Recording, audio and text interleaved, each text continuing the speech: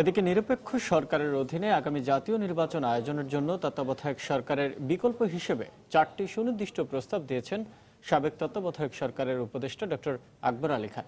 বিকেলে রাজধানীর সিরডাপ মিলনায়তনে আয়োজিত এক সেমিনারে তিনি এ প্রস্তাব দেন।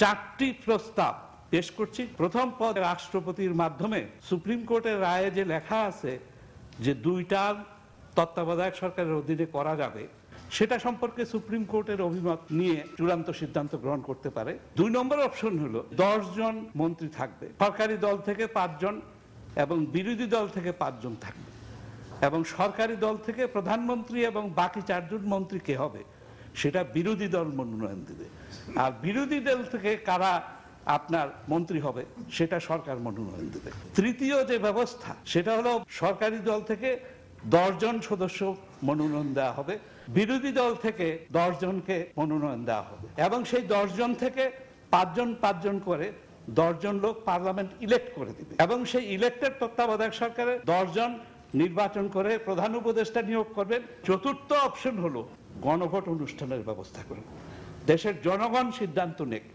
যে কিভাবে নির্বাচন হবে। রাজধানীতে ঝটিকা